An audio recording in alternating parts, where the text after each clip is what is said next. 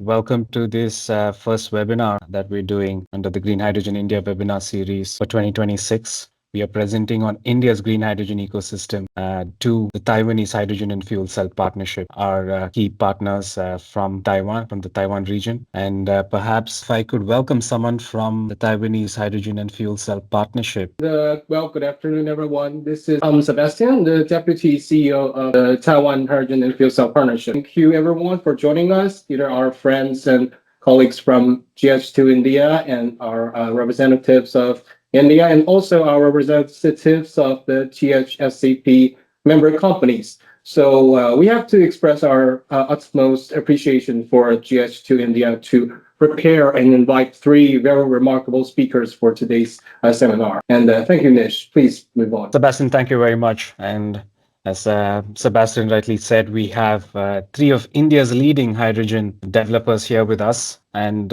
three eminent, experts from these companies are here with us to present on their respective projects. But before that, as GH2 India, we always like to sell India's green hydrogen ecosystem. So we have a quick presentation for our friends in Taiwan to give you an understanding of the larger ecosystem and policies in India, and which will be followed by presentations by Mr. Manish Tripathi from AM Green, Mr. Rahul from NTPC, and Mr. Souradeep from ACME. And also my colleague Abhinav, he'll be here to moderate and make sure we're all on track and doing what we're supposed to be doing. So quick introduction, GH2 India, we are a multi-stakeholder foundation. We work with the entire hydrogen ecosystem in India. We do a lot of convenings events where we also help address some of the key issues faced by project developers and also catalyze global partnerships. So this is a quick snapshot of all our members, partners that we work with. This is not an exhaustive list. There are several more partners we are missing here. Just to give context, I think we all forget quite often that India is the world's third largest producer and consumer of hydrogen. And for a country with such a huge domestic market, we have a lot of export ambitions. And that's where we sometimes forget. So today, India is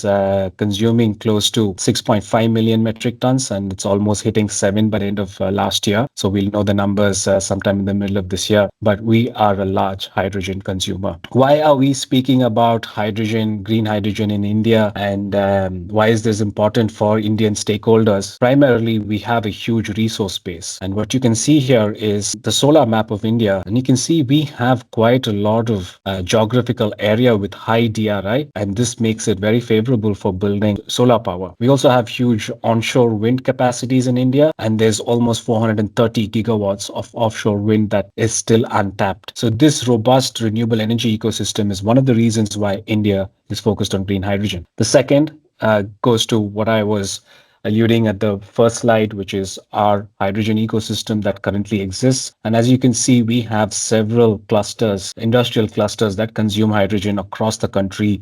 And a lot of them are located around the coast, importing gray ammonia from across the world and also petroleum. The third reason is our port infrastructure. We have almost 12 major ports that are dotted around the coastline in India, making it favorable to export green molecules out of the country. Now, in terms of hydrogen policies in India and the larger policy ambition, India has a net zero target by 2070, but the Prime Minister had announced interim targets to be achieved by the country in 2030. And these ambitions are also, quite heavy. We want to double our renewable energy, what we build in 30 years. India is looking to double this in the next 5 years. Today, we are close to 250 gigawatts. And by 2030, India is aiming to install at least 500 gigawatts of renewable energy. And we want to meet 50% of our energy requirements from renewable energy and cut emissions by at least 1 billion tons and reduce carbon intensity of the GDP by 45%. Now, the backbone of India's hydrogen policies is the National Green Hydrogen Mission. And the National Green Hydrogen Mission set a target of reaching 5 million metric tons by 2030. It's given us almost $2.3 billion in various forms of subsidies and support. But I think the Prime Minister's statement here captures the vision. It's about making India a global hub for production, utilization, and export of hydrogen and its derivatives. Now, India's policy, the National Green Hydrogen Mission, is split into two components. There's almost $500 million allocated already for electrolyzer manufacturers. There's close to another $1.8 billion, provided for green hydrogen production and also demand aggregation in refineries and fertilizers. The different states in India have also built their own policies to attract investments and projects. And here is a quick snapshot of various state governments in India, and five of them have dedicated green hydrogen policies, whereas several of them have integrated green hydrogen into their renewable energy policies, and they have other supporting policies as well. And in total, all the support given by the states, it comes up to $61 billion. And if you have been following India's ecosystem, I think the numbers that you've seen come out last year in our green ammonia auctions, major part of that differential from the estimate and to what was bid is coming through support from these state level policies. Now, there's another snapshot of the various states and what they've done. Now, breaking down the policy. This is green hydrogen production between two tranches. Close to 862,000 tons of green hydrogen production have been subsidized, and this is a quick snapshot of the winners and the capacities and incentives they had achieved. So you can see several of our member companies feature here. And I think this is a sign of intent that even before the demand was there, these companies have competitively bid to get these incentives. That showcases the commitment and intent that Indian industry has for green hydrogen. Now, this has been a landmark and also quite a catalytic event for the new hydrogen economy that's being built under green hydrogen. I think still date, this 724,000 tons of green ammonia is one of the largest volumes ever achieved globally for green ammonia production. And what you can see here is that the average cost of these 13 different supply contracts is just around 620 US dollars. And NTPC and ACME, who will be presenting later, they have been big winners in these auctions. And as you can see, between ACME and NTPC, they have more than 60% of the volumes that was provided under these auctions by the Solar Energy Corporation of India. Now, this is a quick snapshot of some of the other leading developers in India and what they've achieved. And of course, I think the biggest news was from our member company AM Green and their Uniper contract, which was for 500,000 tons per year. And that is Europe's largest import contract and also India's first and largest export contract. And I think this is a sign of things to come. I think it's good that globally India has positioned itself through this partnership, and there's been a lot of interest in what Indian companies can do. And not far behind is ACME already has a offtake contract, but it's out of their project in Oman, supplying to Yara for close to 100,000 tons a year. But ACME is also looking at Japan for stronger partnerships and long-term offtakes. L&T has an MOU with Itochu for green ammonia supply for maritime, being one of the first MOUs out of India for maritime supply of green hydrogen. NTPC is one of India's largest energy companies, and they have several projects already functioning, including their pilots in remote regions of the country. And I'm sure Rahul, who will present, will share more updates on that. And amongst other key developers, there's our member company GH2 Solar, who has a partnership with AHES in Korea. We have Hygenco, Okyur, Avada, and all of these companies are key contributors in what is a 9.3 million metric ton production capacity that has been announced out of India. So this is a quick snapshot of the electrolyzer partnerships here in India. As you can see, as much as the projects and the ambitions for projects was heavy, there's been this huge surge of electrolyzer production capacities in India. And today we are tracking more than 25 or 30 gigawatts of annual production by 2030.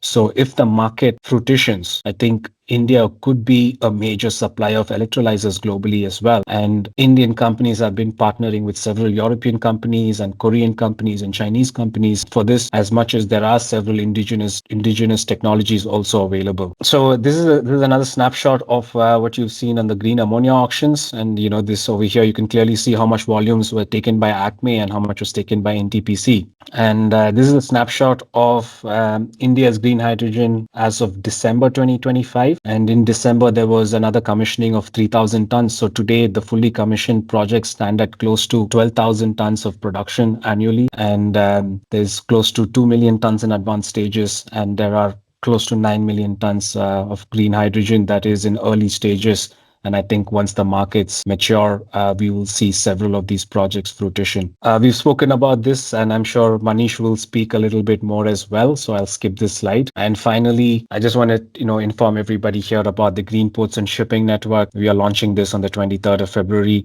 This is our effort to bridge the green fuel developers with the maritime sector and bring that maritime opportunity closer to us. And through this network, what we aim to do is bridge the gaps in policies, bring together technology providers, financiers to help build the infrastructure around ports and maritime to enable a robust green maritime ecosystem. So I hope I've shared just enough for you to get an idea of what's happening in India. If you have questions, to our Taiwanese friends, please feel free to put it in our chat box. We will address them with our expert panel at the end of the session. And now, if I can invite, Abhi, if you want to, I don't know what's the order of So panelists. So if I you think could you invite the covered next all. speaker. Yeah, I think you covered all. And Souradeep, Guha from ACME, if you can take over from here. Good morning to all. I'd like to thank first our GST organization and DHFCP for giving me this opportunity to present ACME's case. So at ACME, we are focused on producing green molecules and other green hydrogen and derivatives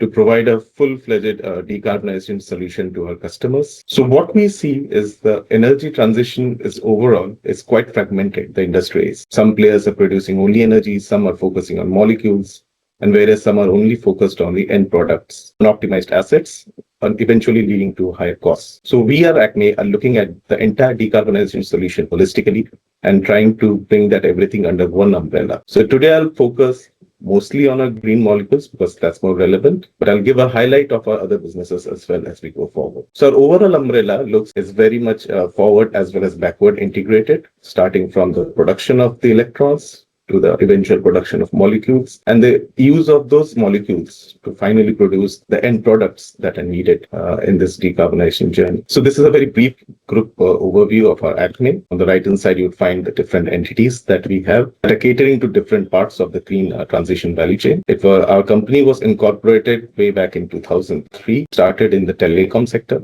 and then it moved into the renewable energy business in around 2010, 2011. Today, we are looking at a renewable energy portfolio of close to 10 gigawatts by 2030, an asset base of over $4 billion.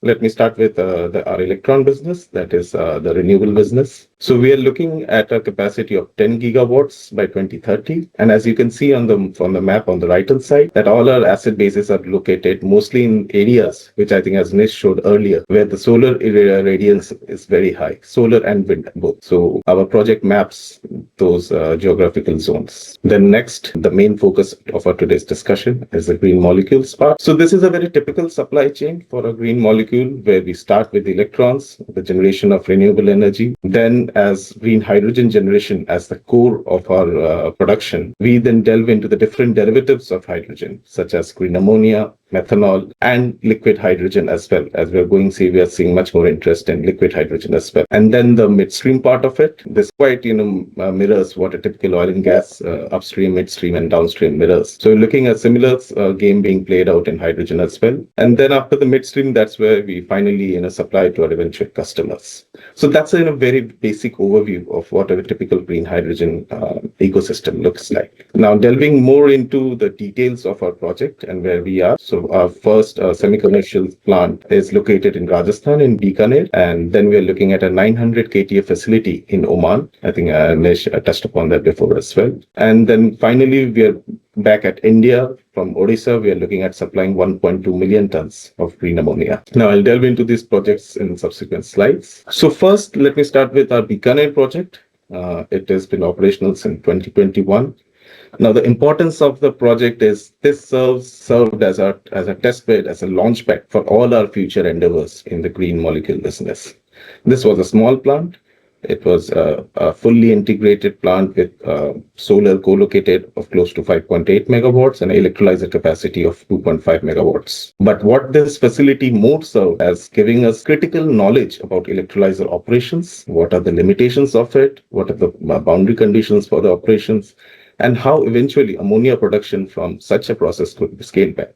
Now remember, this was in 2021 when there were hardly any ground data about electrolyzer operations. It was mostly theoretical. So what we decided is invest our own money into this project so that we can really see and test. Then going next to our Oman projects. Why we selected Oman? Because Oman, because of its geographical positioning, has very good access to solar as well as wind. And in addition to the favorable conditions from the Omani government, I think that made, and its proximity to a very significant demand center, that being Europe, it was a very good fit for us to start with our first project there. So now we are looking at currently 3 phases of project there with a cumulative capacity of 900 KTA. We've already secured land close to 92 square kilometers over there, as you can see in this. Then moving next, this gives a very high-level summary of our phase 1 project. That's a 100 KTA project.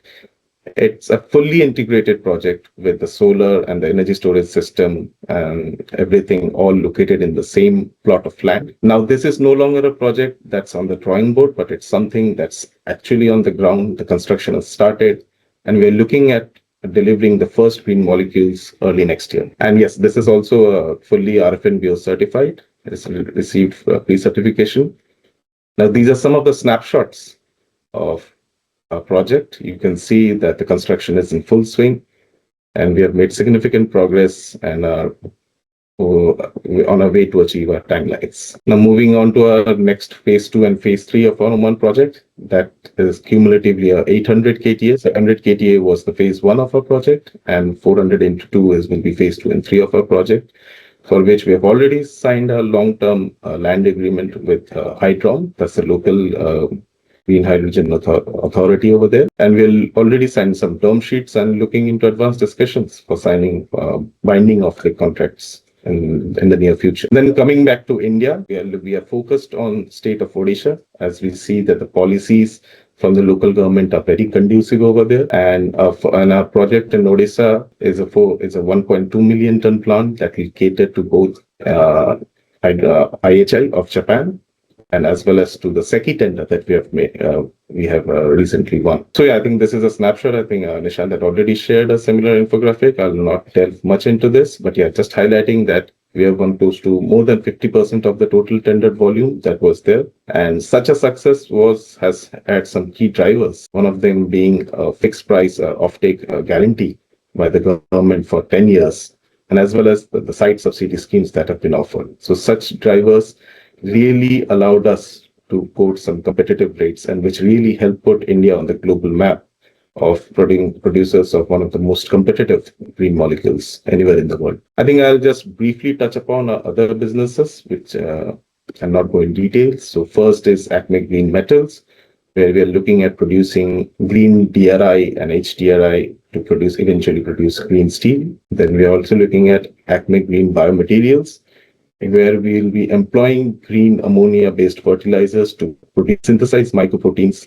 to eventually produce green protein. The third business is ACME Energy Systems, which is kind of a backward integration. So we are not only starting from generation of renewable energy, but also production of equipments that are needed to produce such energy. So our state-of-the-art facility, a 1.2 gigawatt project, is in Jaipur, Rajasthan, and it's commissioned in 2024. And finally, we come at ACME Green Compute, which is our data center offering, where we are running data centers completely on green energy and backed up by green ammonia to give data center solutions to our customers. I think that's ACME in a nutshell. Thank you. Thanks, Souradeep.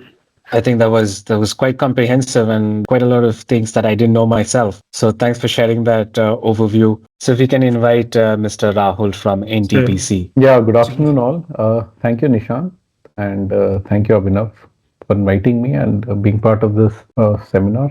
So my name is P. Rahul. I'm heading the BD of Green Hydrogen Business, and I'm Deputy General Manager in the Hydrogen Group of NTPC. Thank you. So now I start with a very brief presentation on what we are doing. So I'll be talking about the green hydrogen developments that are there, and also about the mega green hydrogen hub that we are building in NTPC Green. Now a bit about NTPC.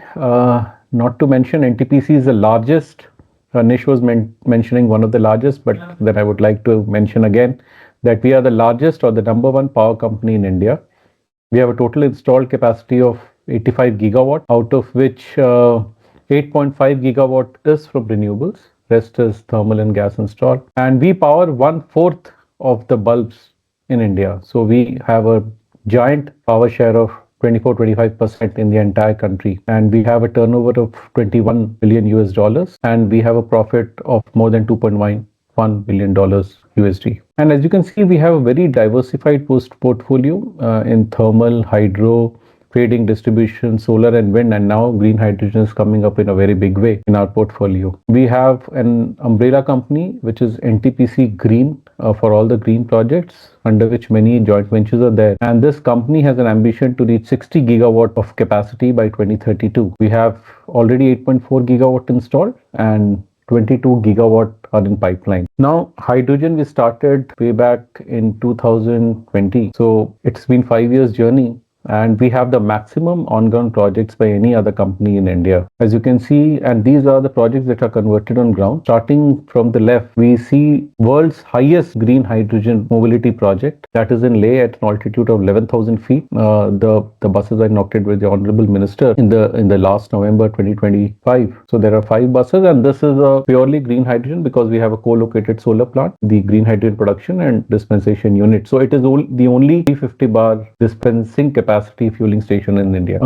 Bottom you can see the large tanks and the electrolyzer stack. You can see this is the largest green hydrogen fueling station in India by far, producing around 260 kgs of green hydrogen. So this is at the fag end of commissioning. So the buses that will be fueled in these stations are for long distance or long haul, going up to 750 kilometers in one single fill. And the one in Leh that we see above is for intra-city operation, going around 250 to 300 kilometers in a single fill. We are the first to do hydrogen blending, and by far the maximum blending percentage is achieved by NTPC of 8%, which blends green hydrogen in the pipe natural gas network of our own township, where 200 households are at present being served blended hydrogen, having 8% volume by volume blending. We are also commissioning the world's highest hydrogen project. We are the highest, the second highest. We are surpassing our own achievement, and it is coming at an altitude of 15,000 feet above mean sea level and seeing temperatures around -40. So we are producing world's highest hydrogen-based project, which would be powering the Indian Army. So there are regions in the country where you don't have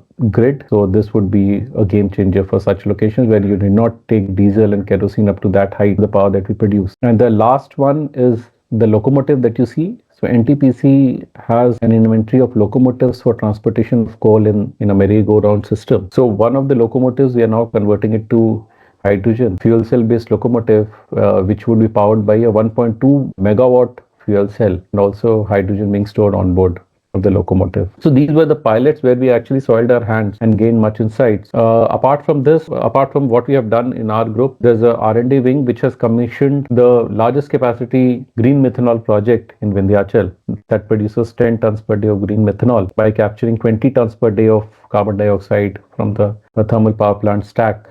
So that is already done, and many other projects we have done in our R&D premises, like high temperature electrolysis, a microgrid based on PEM electrolyzers, and many more. We are also undertaking now a plasma gasification based waste to hydrogen generation. So there are many projects that are coming in terms of pilots. Now moving beyond the pilot, we are coming up with the largest green hydrogen hub in the country. It is located in the east coast of India, very near to Visakhapatnam. So this hub would be producing 0.5 million tons of green hydrogen alone, which would in turn produce 2.5 million tons of green chemicals, comprising 1.5 million tons of green ammonia, 0.5 million tons of green methanol, and 0.5 million tons of sustainable aviation eSAF and urea combined. So this is a very strategically located hub where the location is very near to the sea. So because of its nearness to the sea, we also are planning to have a captive port, for which we have already completed the feasibility study. And for the other chemicals that are dependent on biomass based CO2, we are co-firing biomass in one of the places near this place where our thermal plant is there, and bringing through a 23-kilometer pipeline to this place for production of methanol and SAF urea. So the total land parcel is 5 square kilometers, which is in possession, and it is under development. And the total invested capex, expected capex, is around 10 billion US dollars for the hub alone, and for its backup RE, it's around USD $12 billion. And we are coming up with a capacity of 2.5 gigawatt in phase one. That is the capacity of the drawl. And the ultimate RE-RTC requirement of the hub is 7 gigawatt. And to be more sustainable, we are also planning a 50 MLD desalination plant. The master planning of the hub is completed. And again, showing what the unique advantages, we have land in position, power we are building up. So this hub would require around 20 gigawatt of renewable capacity. 6 gigawatt of land we have already got earmarked from AP and NTPC joint venture in the same state. So power is coming from the same state and the same bidding zone. And the biogenic CO2 will be coming from the nearby thermal plant, which is biomass co-fired coal concept. And the port, as we said, we are very near to two large scale ports, but we are building our own captive port for more control and easiness and avoiding the multimodal transport. So this the land you see in the left, and the foundation stone for the project was laid by the Honorable Prime Minister in January 2025, and since then this project is not stopping. Every day there's a lot of developments that are happening. So as I already said, we have identified RE sites in 4 regions of Andhra Pradesh. We have already applied for 2.5 gigawatt connectivity slated to be allocated and supplying power in September 2028. The feasibility study for the pipeline is already done, route survey is done, and construction, water and power are made available for the initial capacity. And to start with the developments, we are investing $250 million worth of projects from our own resources for development of pilot projects of ESAF of 1800 tons per annum, and then 150 tons per day of green urea. So we have a dedicated captive jetty design, and we have completed all the feasibility studies, and we are taking all clearances from the AP Maritime Board for the development of the liquid jetty. Very recently, we had brought in EOI for other developers to also participate along with NTPC and make this hub flourish. So we have got a subscription of 1.8 times of the capacity that we plan. And as I said, the pilot projects of ethanol to SAF and green urea are already in place. This hub would truly be RFNBO compliant, where all additionality, temporal and geographical correlation, which is not being met by many, are because of the same bidding zone and bid area. This we are able to do, and we have a captive biogenic carbon source. That's another forte. And because of nearness to the sea, we have a desalination option. And we are also actively participating in the HINTCO and long-term offtake arrangements with different companies around the world. The strategic location makes us very near to the EPAC region for supply of chemicals. So just taking an opportunity, and also the kind of collaboration we offer to the market is, one is the pure play offtake agreement that we are offering, and the other is if some of the developers want to be a partner in specific chemical asset, you are most welcome. And we are also thinking of having some strategic partner at the hub level, because common utilities like the water, CO2, effluent treatment facilities, water treatment facilities, captive jetty, the entire land, amenities and administrative buildings, everything will be provided by the hub level SPV. So which is now NGL at the moment, but we are open to other partnerships as well. So thank you for the discussion, and I'm happy if you would like to ask a few questions to that. Well, thank you, Rahul. Perhaps we can take the questions at the later part of the session. And it's fascinating to know the kind of the scale at which the NTPC is executing the projects, from RE to biogenic sources, ESAF. You are positioned everywhere, and the scale is truly fascinating. With that, I would like to thank you, and I would like to call the next speaker, Mr. Manish from AIM Green, perhaps the most awaited one, because of the recent deal AIM Green has cracked with Uniper. So, Manish, over to you. Thanks to GS2 and to the 100 odd people who have joined and taken out time this morning. Thank you for joining, and thanks for the hype, Abhinav. We're very happy to have announced the first offtake deal out of India to Europe. I have some slides to share. In the time that I put them up, I'd just like to tell all my Taiwanese friends who are on the call that hopefully as we approach the year of the fire horse in 2026, I hope in my presentation and in the description of the company, you see the courage and both the courage as well as thoughtfulness that has gone into building AIM Green. which are the traits of the fire horse. So thank you so much for taking the time, and we'll like to quickly go through AM Green's portfolio. So AM Green essentially is a integrated green solutions platform. We have 5 verticals, and it's a fully integrated company all the way from renewables to energy storage and hydrogen and further downstream derivatives. Our renewable portfolio is roughly 10 gigawatts as of today, and we are building a pumped hydro storage platform of about 17 gigawatt, which can do 2 cycles a day. So that's about 100 gigawatt hours of energy management that we will have by 2030. The second vertical is the green ammonia vertical. This vertical is funded by Petronas Group of Malaysia. And under this vertical, we plan to build 5 million tons of green ammonia. It's a fully funded, equity funded platform.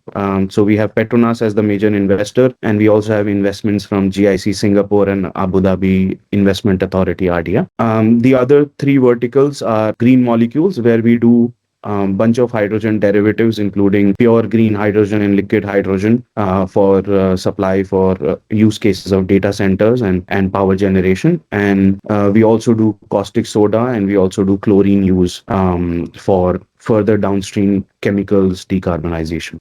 We are also building a sustainable aviation fuel vertical, in which we plan to build zero point 0.6 million tons of alcohol to jet, and that's the kind of project that we are envisaging in that.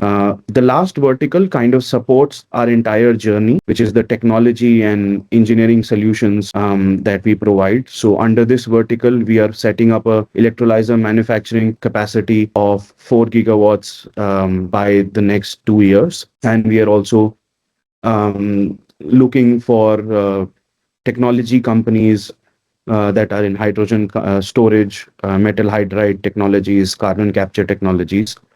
And I know for a fact Taiwan is a major technology hub. So if any of you here are from any of these technology companies in this space, please feel free to reach out to us, and we'll be more than happy to have a conversation. I will focus mostly today on the ammonia and the hydrogen side of the business, and why we are in a leadership position, and why we were able to announce or enter into a deal at such an early stage as an Indian company. I think the backbone of that lies in our energy storage model. So we are building something called as a pumped hydro storage, which is essentially a giant water battery that stores excess renewable capacity generated during the day, and shifts that energy to the time when demand is more than the generation of renewable electricity, right? So through this, we are able to supply many kinds of services. We have peak power, flexible power, storage services. We can also do grid management services. So that is really the advantage of this platform, and this platform of pumped hydro storage projects. As you can see on the map here, we have many locations finalized. The first of these projects has already been built and is in operation today at Andhra Pradesh in a district called as Kurnool. And that project is currently today buying power from the market during excess solar generation and shifting that energy to the night time when solar generation is not there, right? So that's something that was very much required in the whole RE sector. As RE penetration increases, there was a need for a long duration energy storage, which our company was the first to provide, and we started building this in the COVID year of 2020. The plans for this were made much earlier, so I think our founders had the vision to see where the market will go 5 years from now and build for that purpose. This is actually the main reason why we are able to also have an architecture of production that uses electricity storage. Electricity storage inherently today is cheaper than hydrogen storage, and we fortunately do the cheapest form of electricity storage out there, which is pumped hydro storage. Even with the falling prices of batteries, our PSPs still remain competitive, and using that kind of an architecture of around the clock renewable electricity, you can produce molecules at half the cost of what you could if you had intermittent renewables and you had hydrogen storage or oversized architectures. So this is really the key that helps us deliver a very competitive renewable and competitive green molecule. And this is the reason why we have more than 20 billion of investments committed across various aspects of the value chain. We have capital commitments from Petronas, which is our investor, like I said, and GIC and ADIA. We also have power commitments from Petronas, from our good friends at NTPC, and we have term sheets signed with Coal India and SJVNL for development of the huge amount of RE that is required for all the green molecule projects. And then on the further upstream of things, we have technology commitments from John Cockrell, who are our JV partners, and we are building the 4 gigawatt manufacturing facility in Andhra Pradesh with them. And when all of this adds up, we are able to supply very competitive green ammonia, and we have a bunch of players already in active conversations. One of the names that you see here, Uniper, is already been signed and been announced, and many other will follow. So I want to talk about some of our projects. We've chosen projects that have proximity to all-weather deep water port especially in ammonia, and they have a existing ecosystem of both power and as well as evacuation of ammonia in terms of port. So our 3 ammonia locations are Andhra Pradesh, Kakinada, and Gujarat, and Tamil Nadu, Tuticorin. Speaking of our green ammonia projects, so we are building 3 projects as of now. The first one is being built as a brownfield reconversion of a existing ammonia and urea facility. The old facility was called Nagarjuna Fertilizer. We acquired it and we are now repurposing that. This project is already under construction, and we have achieved 30% progress, which is probably the highest in the country today in terms of ammonia development. All the major orders and all the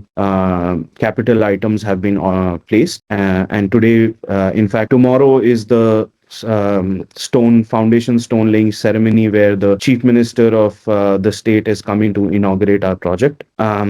For this, our scheduled commissioning date is of Jan 2028 for the entire 1 million, and it will be done in 2 phases of 500,000 each.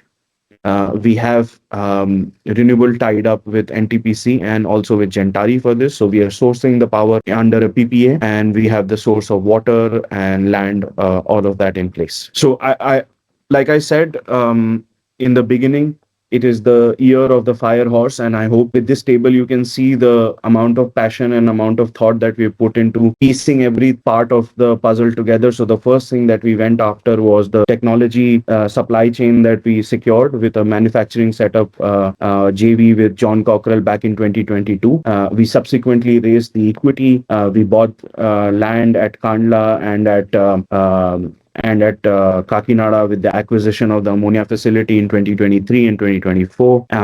And subsequently, we went on to secure our power supply chain in 2024 and 2025. And all of this work of the last 3 years has led to now us signing a full-time agreement, full binding agreement with Uniper Germany. And one more thing that maybe is not mentioned here, but I'd like to highlight is with the help of Petronas Group, who operate a large portfolio of oil and gas and other commodities, we are able to offer a huge spectrum of CI value ammonia. So it doesn't have to be necessarily RFNBO ammonia that we supply.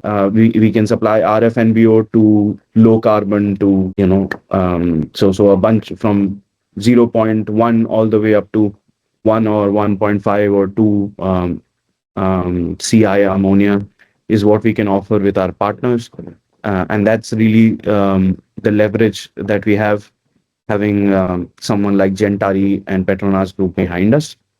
At the end, I'd just like to leave you with some photos. So you can see here our chairman and group founder and the Uniper chairman exchanging the agreement, and then the first electrolyzers being dispatched for their testing, and then safety drills and construction work happening at the site for ammonia storage tanks and electrolyzers. So I just like to um, end here and not speak too much in detail. I invite all the questions that you have. And as we said, as I said in earlier, Taiwan has a great technology base. So if there are any technology companies, we're actively looking to acquire technologies under our technology umbrella, and we are also actively looking for both offtake as well as partnership opportunities. So feel free to reach out to us. I'm sure GH2 will circulate our coordinates and our contact information with all of you. And very happy that you all took time today. And thank you once again. Thank you so much, Manish. That shows the commitment AM Green has towards innovation. Apart from the pump hydro storage thing you have introduced, and your openness to adopt to technologies and to invite Taiwanese companies to interact with you, shows your commitment. And congratulations once again for cracking the deal. It's Thank you. You're leading the path for greening, the entire world. So thank you so much, Manish. Now we have a couple of questions. So Rahul, first question is for you. That is NGEL Green Hydrogen Hub, the CO2 pipeline which you're laying. Is the carbon capture is happening from where? Like, is it a biogenic source, or it's a would it qualify under green definition, or would that be blue hydrogen? So we are planning to actually co-fire biomass. One of the units of our thermal plant that is there, 23 kilometers from this place, and we plan to capture that carbon up to 3,000 tons per day and bring it to this place at a pressure of 140 bar in supercritical stage of CO2 and utilize it here. So we have been firing biomass at group level. Last year we fired around 10 lakh tons of biomass, but now we plan to utilize one of the units in NTPC Simhadri near to this place and then capture that biomass CO2 and utilize it for the chemicals. So just a follow-up question on that. Madhvi asked this question about the CO2 pipeline. And Mr. Rajesh is asking H2 generation through biomass. So I think NTPC's work towards this, what Rahul just mentioned, covered this as well. And now to all the panelists, there's one question. Are there plans to consider SOEC and AEM electrolyzers for H2 production for your green molecules? So we were always technologically agnostic, though we have used both alkaline and PEM and also AEM in one of the pilots. But because of the markets that demands lowest cost of chemicals, we have to choose whatever is most reliable and available at a better cost. So we are not averse to anything. I think that's the thing with each of the companies present here. They're technology agnostic, and they want to produce the cheapest molecule, in the cheapest possible way and the safest way. So that's the thing. And I think this covers all. Am I missing anything the team can? Abhi, perhaps we can hear from Manish as well. What's AM Green's position? As much as you have the John Cockrell partnership, are you looking at other technologies? Yeah, thanks, Nish. I think yes, we are actively developing technologies, right? But as a developer, what gets commercialized has to be a decision between. I think cost definitely is, as Abhinav said, an important consideration, but that's not the only consideration, right? You need a proof of concept, and you need reliable performance for 10, 20, 30 years of the project life. So that remains a big thing. Many of these technologies are, let's say, under subscale, pilot scale, or small sub-commercialization scale.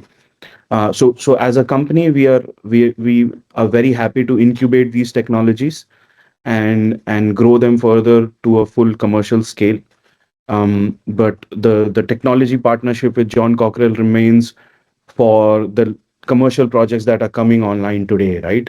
So today, I think that everyone will agree there's clearly a winner with alkaline.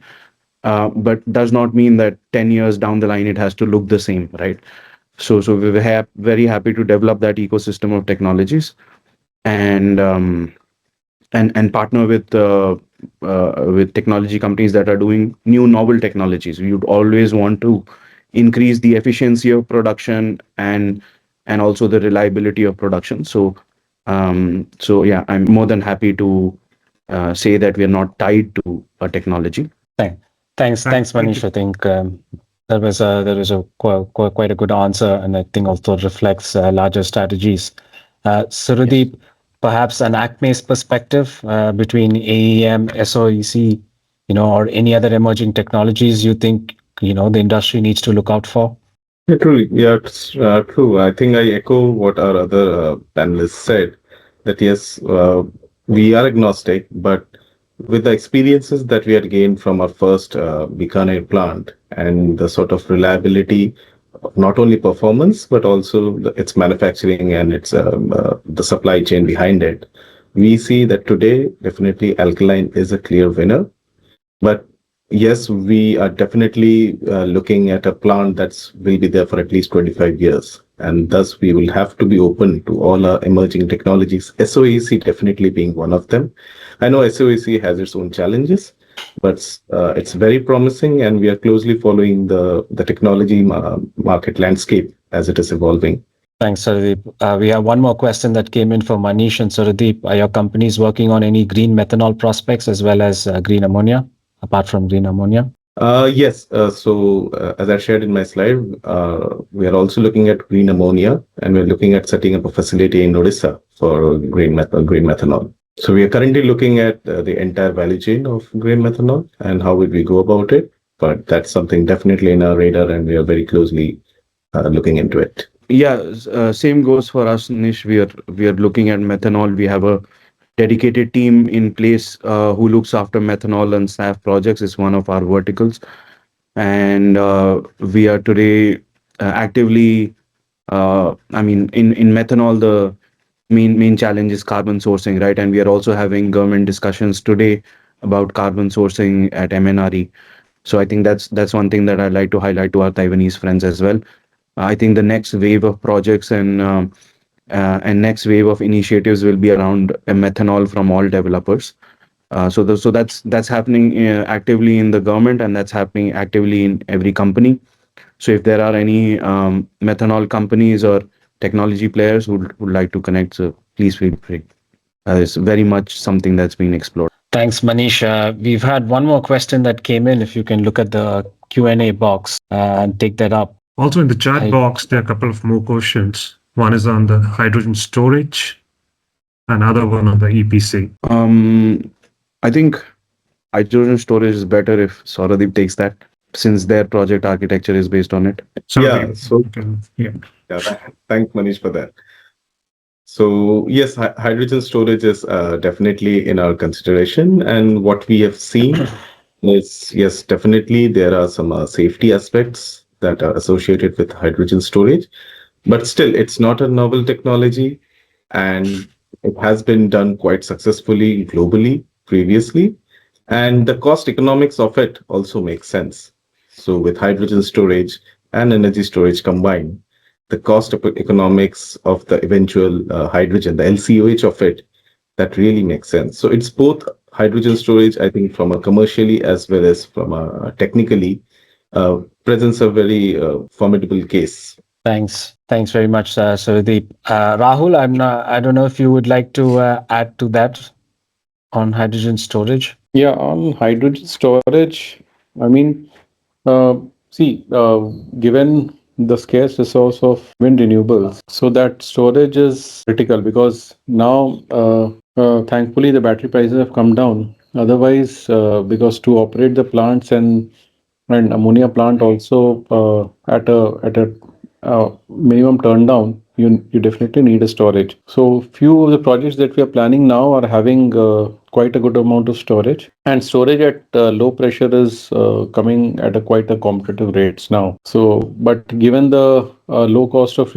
batteries that we have seen, so there's a cost benefit analysis that's being done. So if we can bring down the storage in some of the projects and increase the battery capacity. So it's very dynamic, I would say. I have one more question for you, and this is on behalf of Mr. Madhu, who's joined us from PetroWatch. Mr. Madhu was asking me about hydrogen use in the railways. And since you have a pilot already underway, if you can comment on how you've gone about it. Are you replacing diesel locomotives with hydrogen fuel cell technologies? And then if you could comment a little bit about the future as well. Where do you see hydrogen and hydrogen use in the railway sector? And does it make sense for India? So railways, see, for our case, we have an inventory of total 195 locomotives to be precise. And diesel locomotives production is not happening in India. So it was sort of a requirement for us to be moving to some novel technologies like hydrogen. So the one that we have replaced is the most powerful locomotive of 3100 HP. So it replaces basically, or it in fact retrofits, except the shell or the monocoque, with the fuel cell storage and battery components. It's sort of a retrofitment. So this would replace one of the total 195 locos that we have, which is used to transport coal in a loop. So diesel locomotive replacement with hydrogen locomotives is the best case, and there's a good payback. I mean, there's a short payback period as well, if you consider. But if you consider the electrified version, so there it doesn't make sense because wherever you can electrify, you need not have hydrogen at all, even for generation of power or for railway transport. So diesel locomotive wherever in some places, but even the Indian railways, they have a mandate to electrify everywhere. So in fact, the Jind and the Kalka railways that were selected by the Indian Railways for passenger transport, they were based on that. So wherever they can't electrify so easily, they wanted to replace it with a hydrogen locomotive. So that is the point. And in our plants, we have some restriction in terms of handling of various locos because of the unloading process that we follow. So that's why we have to also utilize diesel locomotive. So we have a good potential if 195 locomotives, phase wise, if we can replace that, provided we have good inputs from the pilot that we do. It's a good initiative. And similar options can be carried out at various other companies who have captive locomotives in them. Yeah. Rahul, there's another question here for you, which is what is who's the technology provider for your CO2 capture? So the one that we have already commissioned, Carbon Clean was a technology provider, and Green Power International was the EPC for the 20 tons per day of carbon capture that we have commissioned in 15th August 2023. But for the capacity, the larger capacity that we planned, 3,000 tons, we have not, as on date, finalized the EPC and the technology provider. But the technology providers for carbon capture are not many. There are only two, three, like Honeywell, Carbon Clean, and a few other companies. So we generally don't select the technology providers. The EPC or the LEPC who actually selects the technology provider. We select on the basis of lowest cost of carbon capture. Thanks, Rahul. Perhaps Souradeep and Manish, if you could, take up some of the other questions that are left unanswered. There's a question on SAF production methodology, ethanol to jet or Fischer-Tropsch process. Apart from these two processes, AIM, Green or ACME are looking for HEFA, PTL, methanol to jet routes. Manish, perhaps you can comment on this. Yeah, sure, Abhinav. So yes, we are actively looking at all routes. It is these two routes that we have identified that are easiest to, from a supply chain perspective and from a commercialization technology perspective at this moment. We're going ahead with these two, but we remain open and we keep a tap on what's the easiest and the most economical to develop. SAF prices are, of course, very price sensitive to the mode of production.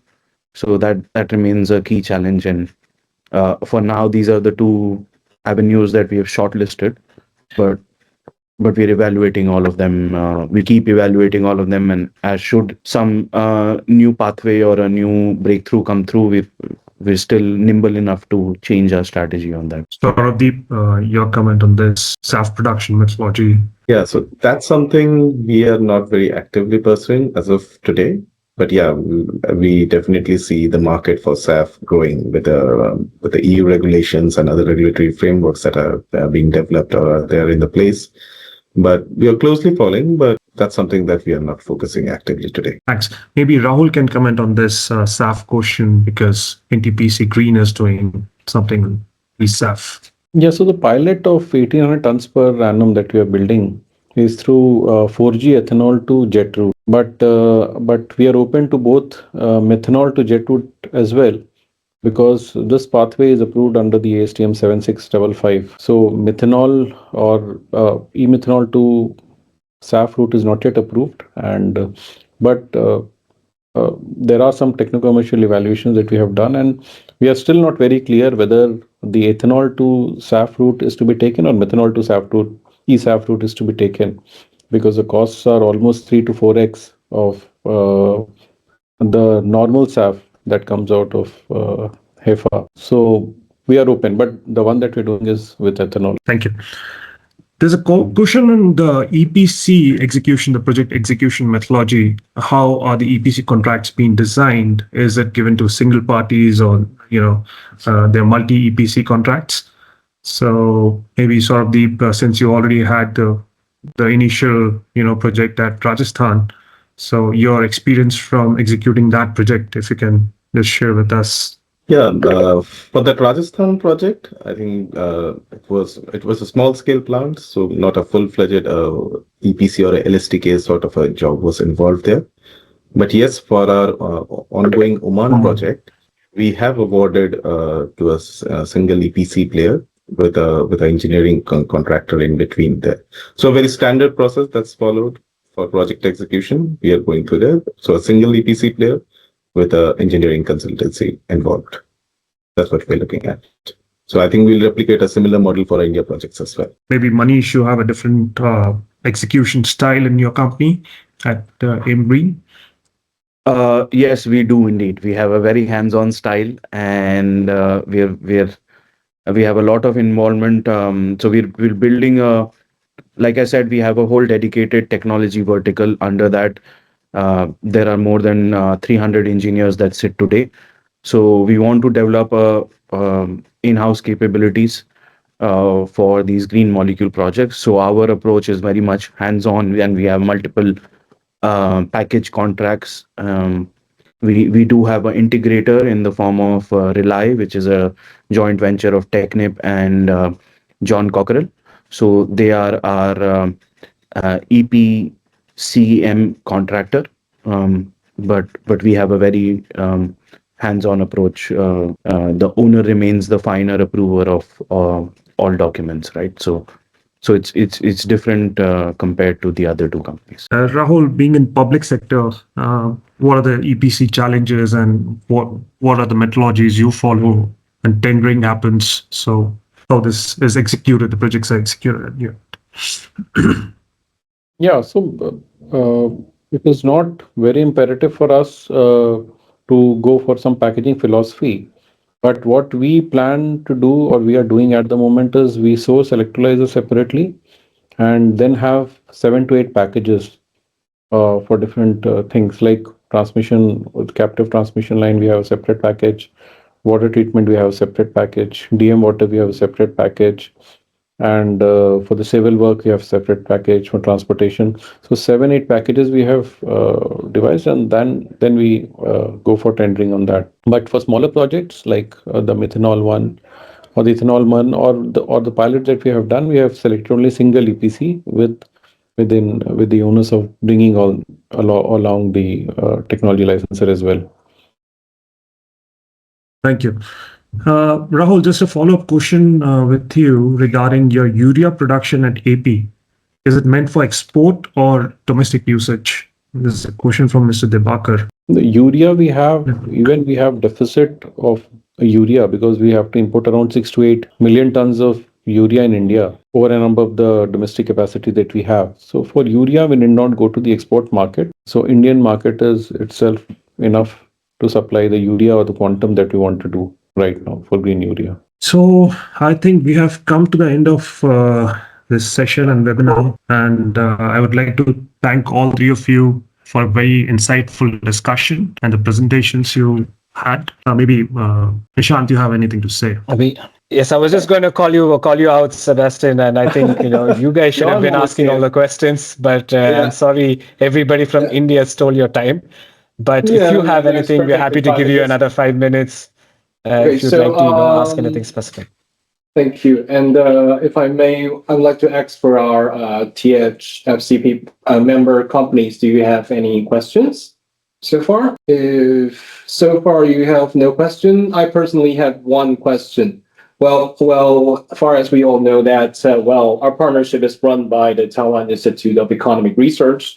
So we've been always focused on what's happening around the globe. Oh, of course, and what you have shared, Mr. Guha, Pataballa, and Mr. Tripathi. Thank you for sharing. And these investment and these production sites in India is very remarkable and very impressive. Considering the land scale and population of India, it's still very considerable amounts of investment in renewable energies and the combination of hydrogen or ammonia production. However, I think recently we have seen some cases in Australia, Gladstone.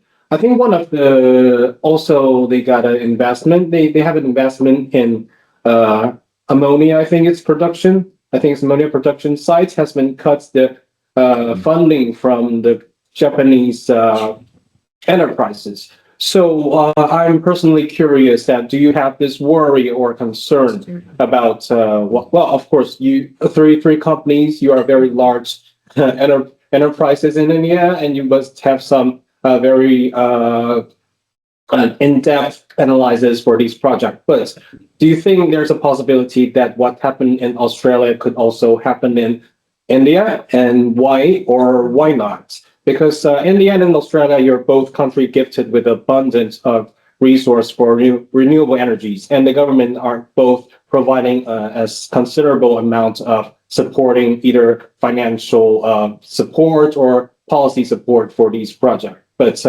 would the case happen in Australia also happen in India, and why or why not? Thank you. I think let me start replying to that, especially when you mentioned Japan. So we are already collaborating with our Japanese partners for a first phase of our India project that will be from Gopalpur.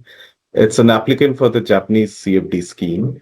And what we are seeing is it's a policy support and intention from the local government, as well as the reception that we have got from the international market as well about how Indian projects are perceived and the reliability of Indian projects being able to deliver and to manage long-term offtake contracts. I think that's very positive for now.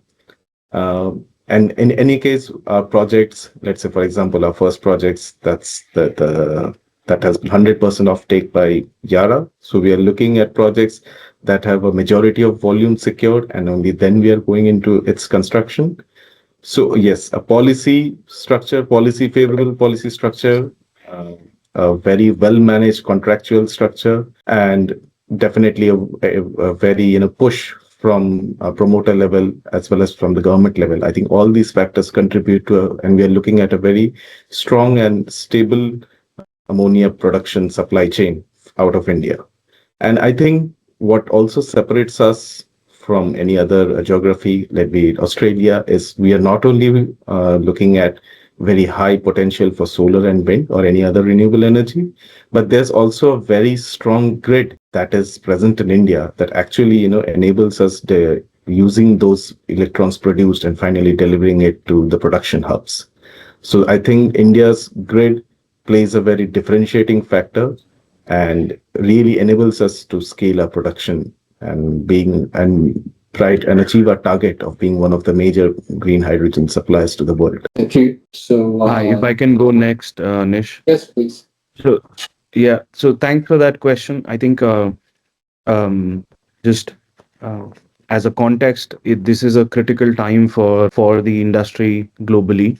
right? There are first projects that are being built and commissioned, and people are experiencing challenges every day, which developers are trying to solve, right? So theoretically, could it all go wrong? I mean, theoretically, there are many reasons why it could go wrong, but I think the way Souradeep uh, illustrated the differences between, let's say, Australia, you mentioned, versus India. I think there are the two things that are fundamental to realize are the economics in India work despite of any policy support, right? So there are many projects and many businesses that you can make in India in the green molecule space that don't necessarily require financial support from the government, something that is required in Australia, right? And this is because of the because of the grid, because of the abundance of renewables, because of the cheap energy storage.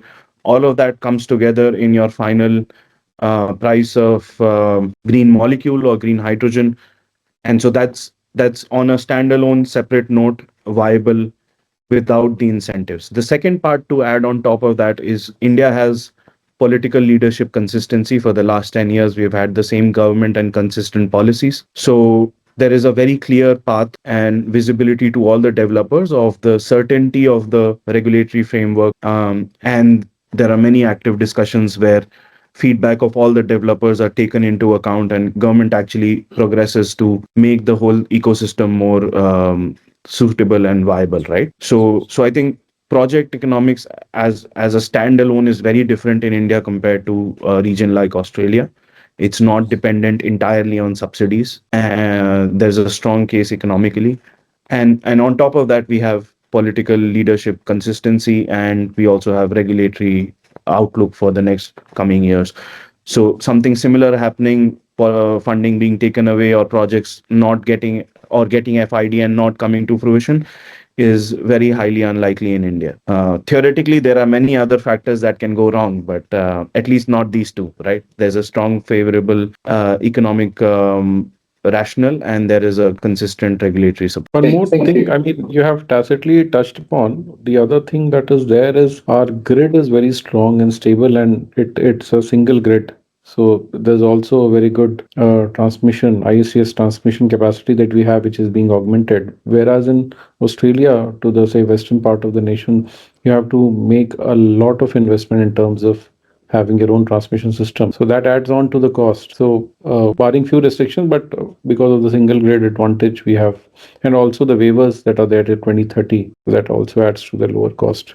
So thank you, gentlemen. And well, yeah, we got only 5 minutes left. So Nish, if I may, I would like to speak something about ourselves. So, well, our partner, I think this will be a series of webinars between THSEP and GS2 India. So next time, it'll be the sharing from our side, and we have to say that the hydrogen ecosystem in Taiwan is very much different from what's happening in India. We are more let's say fuel cell and hydrogen application oriented enterprises industries change. So, but I think it's a good thing that we are both the ecosystem in India and in Taiwan is specialized in different kind of field, different direction. And I think that diversity is the way for that is the basis for cooperation in the future. And so for the next session, I think we all still have a discussion with Nish and all the colleagues of GS2 India. But in the upcoming commercial expo, it's called the Tokyo Hydrogen and Fuel Cell Expo, which will take place in from 17th to 19th of March in Tokyo, Japan. And GHSCP, we have a pavilion at the Tokyo Big Site. So I realize that many audience today are also from India who's focusing or are interested in the business of hydrogen and fuel cell, etc. So if you are coming to Japan for the expo, please visit our pavilion. And then final, I would like to express our appreciation for Nish and Abhinav, and also Kamya, of course, and every colleagues and friends of GH2 India to prepare such a wonderful webinar for all of us. Thank you. Sebastian, thank you very much. And, we look forward to this engagement. And thanks to all our presenters and speakers. And, Rahul is on holiday and he's taken this time out to join us and spend a good 1.5 hours with us. So thank you for that as well, Rahul, and all our other attendees. It's a pleasure having you all. And we will see you in our next webinar. But if you're in Delhi on the 23rd of January, please do join us for our third Green Hydrogen India Symposium. And Sebastian, we have a online link as well for the event. So Okay. if your membership found this interesting, Kamya will circulate a link through which Okay, you sure. and your network can join us for a full day of conversations on India's green hydrogen and the maritime sector as well. So with that, Okay. thanks everyone, and have a wonderful day. Thank you. Thank Thank you, you. everyone. Thanks.